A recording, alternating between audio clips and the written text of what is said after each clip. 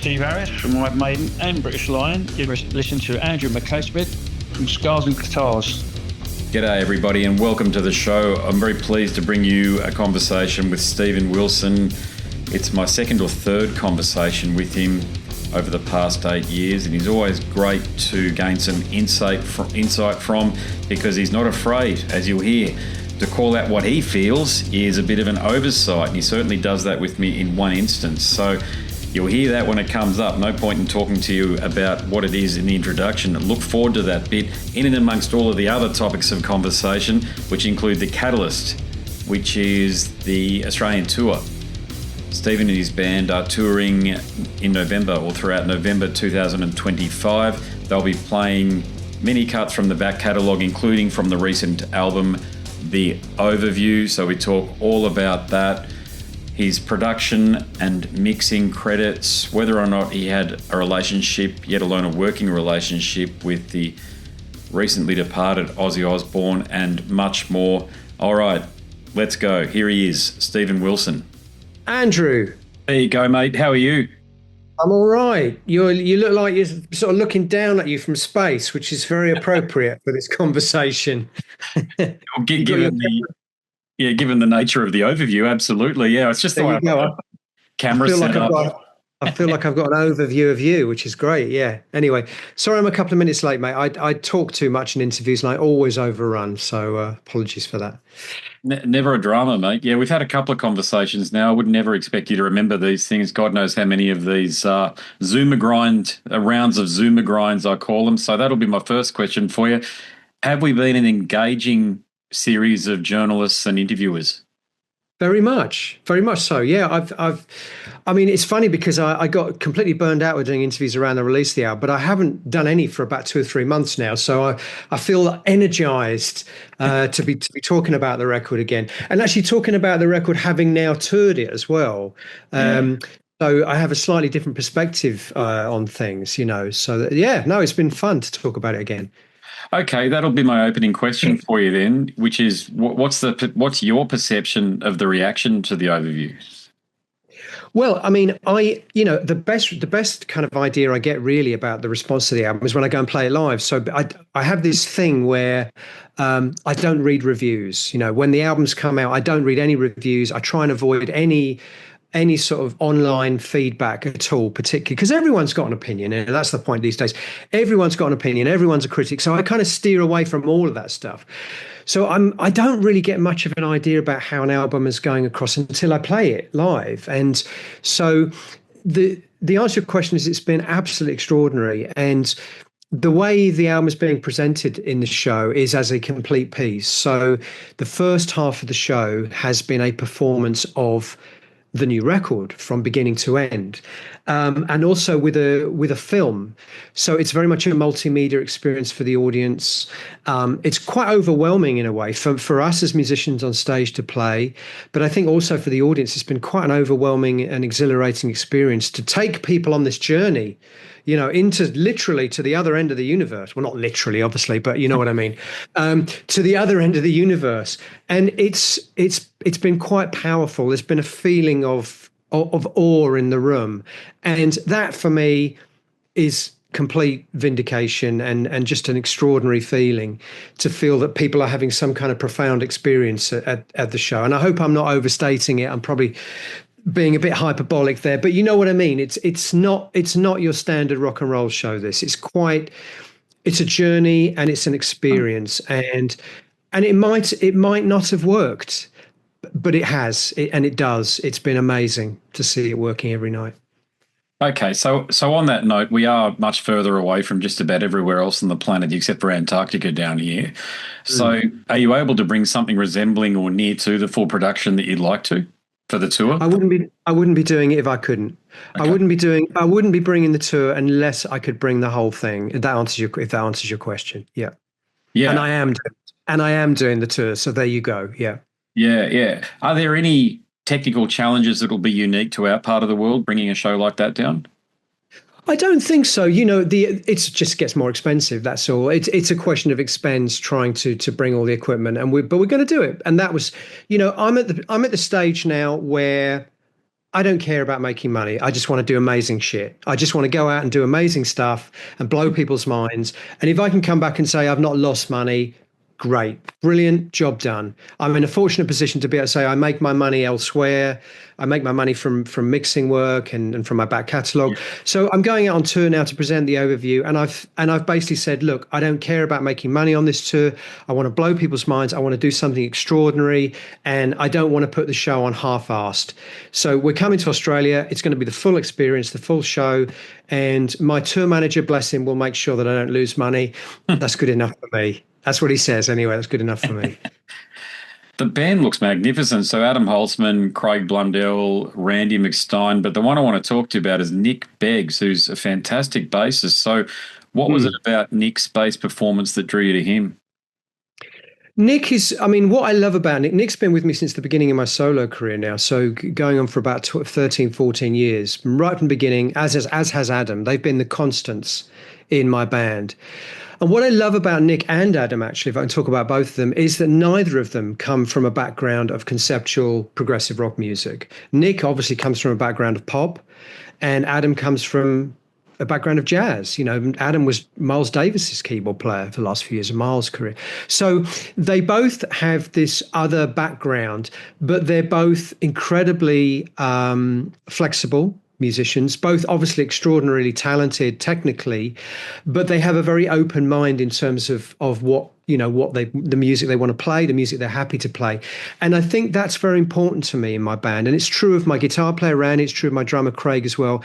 They're very open-minded.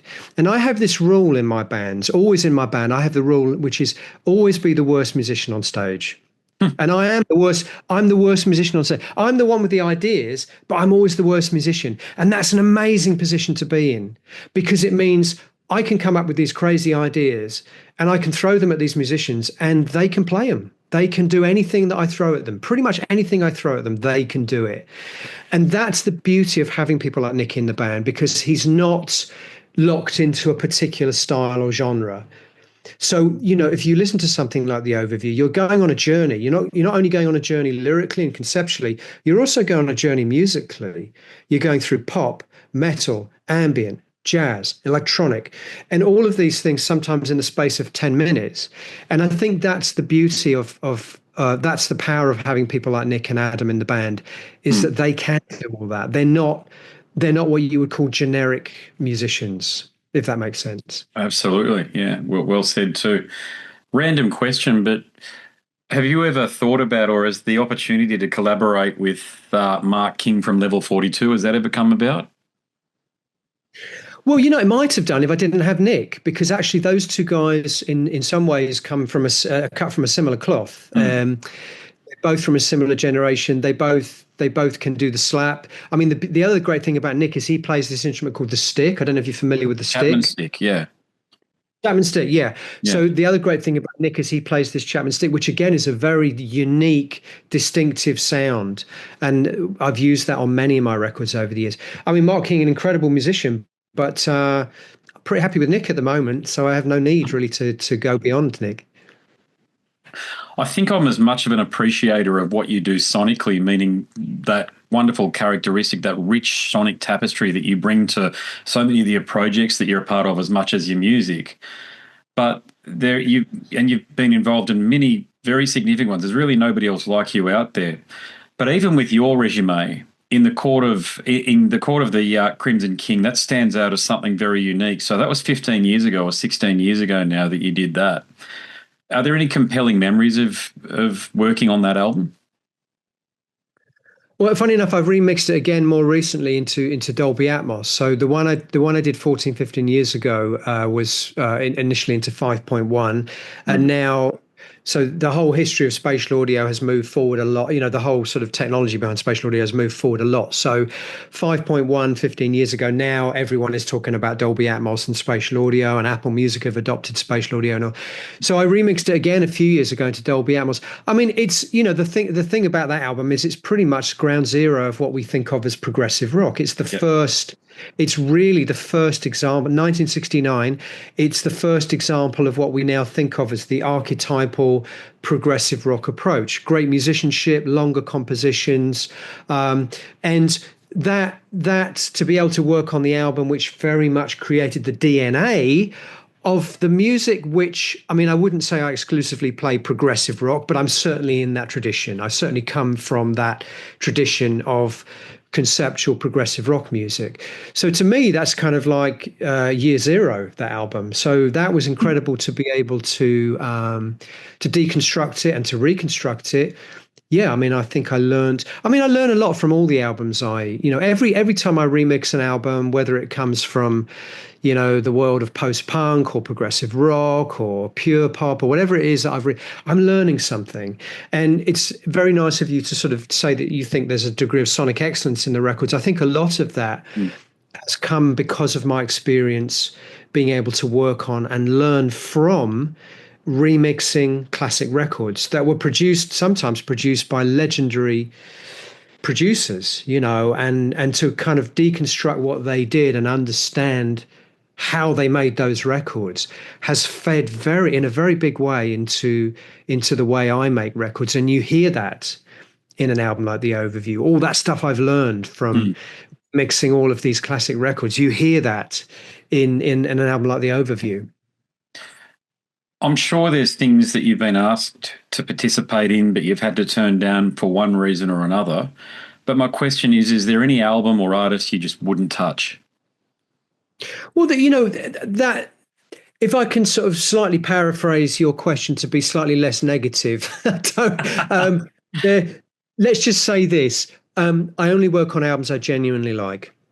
So now that is in the Venn diagram, that's a pretty big area, it must be said. I like a lot of music. I like a lot of records. But of course, there are many, many bands that I don't have an affinity with, which, it's not any problem with their music and it's not a problem with me. It's just you can't like everything, can you? So, yeah, I mean, I only take on albums that I can genuinely say I like. And in many cases, they're albums I grew up with. And I know them as a fan. So I think that's pretty important to me because I feel like I'll do a better job. I'll do a better job if I have a genuine love and affinity with the record. But there are many many artists that for whatever reason I've never become a fan of. It's not my thing. So for that reason, I would probably turn down the opportunity to work on their catalogue. Yeah. Seeds of Love, in context to what you're saying, initially I thought it seemed a bit left of centre for you, but now after what you've just said, it doesn't at all. So I'll still ask my question, which is what drew you to that project? Seeds of Love, one of my favourite albums of all time. I'm not quite sure why you would think that would be left of centre for me. It's too pop in a way that probably. So when I go through all of the things that, I mean, for example, Use Your Illusion is one of the ones that you've been a part of. Then there's Perth, King Crimson, and then Tears for Fears. And I'm not suggesting it doesn't really necessarily fit in. It just seems like a bit of a right turn, or maybe a left turn is a better way to describe it, in your catalogue in that way. But I think your answer beforehand, talking about you only work on albums that you enjoy, gave me a lot of insight as to why, to your point, and then you've just answered me again there with saying that it's one of your favourite albums. So that'll be my question, actually. Why is it? What are the qualities about that album that make it one of your favourite albums? Okay, I mean, I think you might be overlooking quite a lot of other stuff I've done. I mean, I've done Phil Collins, Frankie Goes to Hollywood, New Order, Ultravox, Spandau Ballet, XTC. I mean, I've done a lot of pop. Chic, I've done the whole catalogue for Chic, Nile Rodgers and Chic, Van Morrison. I think the pop is really what I grew up. I mean, you have to understand, I'm a child of the 80s, okay? So I went back and I discovered a lot of music of the 70s, conceptual rock music, progressive rock music of the 70s. But the music I actually grew up with was the 80s music. A lot of that was post-punk, new wave, electro-pop. And so those were the records I was buying when I was a kid. I remember buying Frankie Goes to Hollywood the day it came out. I remember, buying all those Tears for Fears albums the day they came out. That's really... So pop has always been a big part of my musical DNA. And Tears for Fears in a way is interesting because they're almost a band that span the two worlds, because Seeds of Love is a massively ambitious experimental record with long pieces, long complex constructs. So to me, that was the best of both worlds in a way. It had a kind of progressive conceptual sensibility, but it also came out of the kind of crucible of 80s electro pop music as well. So that kind of endeared it to me, right from day one. And that's an interesting album because it came out right at the end of the 80s. I think it came out in November 89. Yeah. So it was one of the last great 80s albums in that respect. But just before we transitioned into the 90s, which was a very different musical climate. Of course it was. So to me, it's one of the last great monolithic records of that wonderful era that I was a teenager. I was a teenager in the 80s. So that's a very special time for me in terms of discovering music. Yeah. Gotcha. Yeah. And they went there, they didn't break up, but I can't remember both of their names, but one of them left the group altogether after that album. So must have been a heck of a psychological journey that they were on with that one as well. Yeah, so Kurt left and Roland basically carried on. Tears for Fears carried on as a solo project for a while for him. Yeah, but they're back together now. Yeah. Chic, I didn't know about Chic, and I've got the box set here. They're one of my favourite bands because I'm a bassist. I'm a guitarist as well, but I play bass. There you go. You like Bernard Edwards? Yeah, I mean, amazing. One of my, I mean, my mum and dad. My dad used to love Pink Floyd and Mike Oldfield, and my mum used to love Donna Summer, Chic, Bee Gees. So I grew up hearing disco music and conceptual rock music, and I think those two things really formed the basis of my musical DNA from a very early age. Sort of disco and great sort of dance music and electronic music, and this sort of conceptual rock music. They are the bedrock of my musical DNA in a way. I love what you did with the Kavanagh brothers as well, Anathema. Right, yes. Yeah. We're here. You can see where my taste more lean is to more of the alternative or metal or what have you, but certainly funk as well. But Anathema, what you did there was extraordinary, and they are two extraordinary musicians, those two fellas. So that's my question for you: is have the three of you talked about working after that album together? Just remind me what I did. I mixed one of their records, didn't I? Correct. We're here because we're here was the album. We're here because you're here. Yeah, what a wonderful record that is. Wonderful record. Yeah, they don't work together anymore, do they? Vinny and Danny. They're kind of estranged now, I think. Yeah. No, I didn't, to be honest. I mean, the one of the things I could easily have done is become a producer. I could easily become a producer because around the turn of the millennium, 2000, I did a couple of production jobs. I worked for Opeth, I worked for Annie Garbarek. Yeah. And I produced a few records, and I just found it took so long to make a record with another band. It's a commitment. It's like a 2 or 3 month commitment to produce another artist.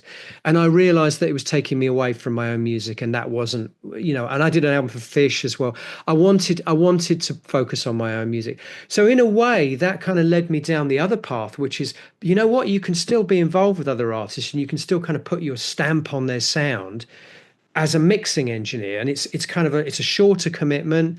You can mix a record in a week or 2 weeks. So that's kind of what I ended up doing. I ended up going down the mixing route because I didn't feel I had the patience or time to be able to actually produce other artists, which is a much bigger commitment. I mean, you're literally sitting there with the bass player while they go through 57 takes of the bass. So I can't be bothered with that. Yeah. I can't be bothered with that. I'll leave that to someone that wants to do that. I didn't want to do that. I barely want to do that even with my own music. So I think it was interesting. I could have gone down the production route, but I ended up going down the mixing route. And I think I've still been able to, particularly with newer records. With the older records, you want to be more faithful to the original mixes. But with a new record where there is no original mix, I certainly think I've put my stamp. I mean, certainly with Opeth, I definitely put my stamp on the sound of those records when I mix them. Yeah, absolutely, no question. Yeah, actually, and I think maybe also that in years. Yeah.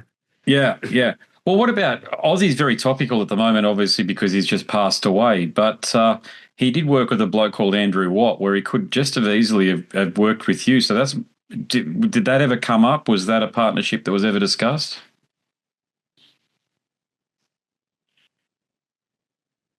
I've mixed Black Sabbath stuff. I'm mixed.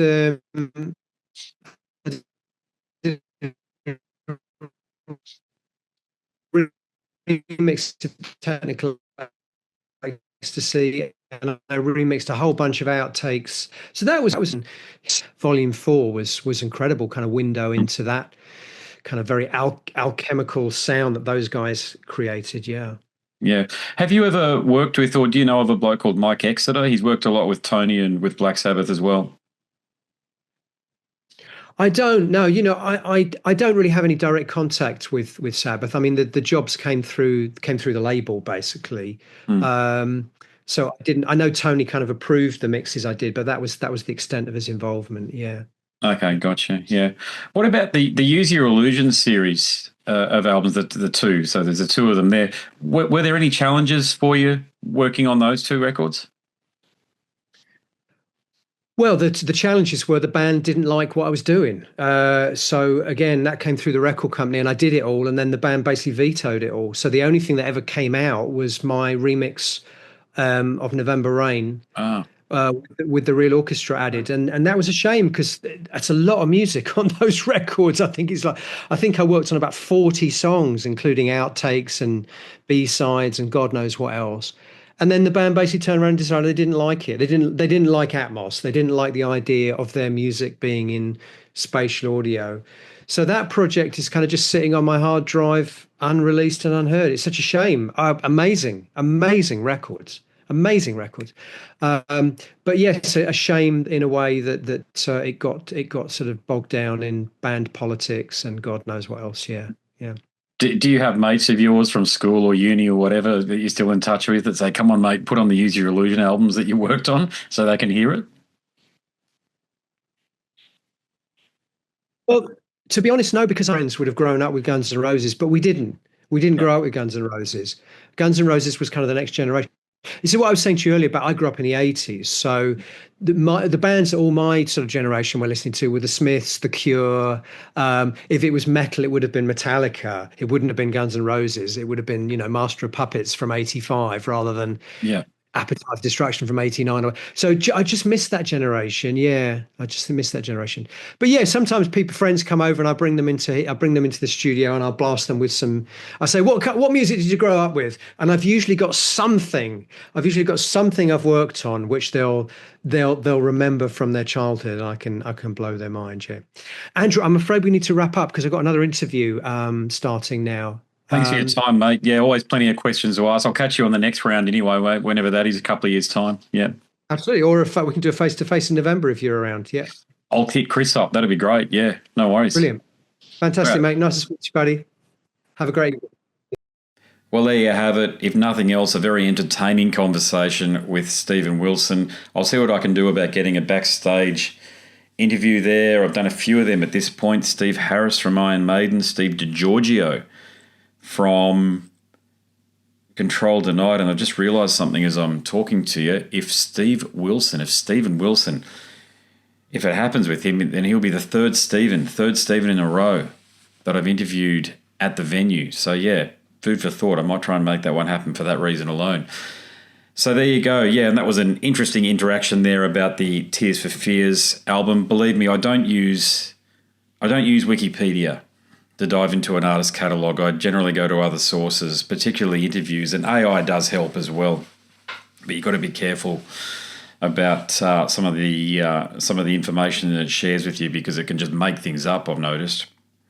But a very engaging conversation with Stephen. I hope you enjoyed that one there. Anyway, that's it from me. My name's Andrew Mackay-Smith. I'm the host of the show Scars and Guitars. Until the next one, it's a goodbye for now.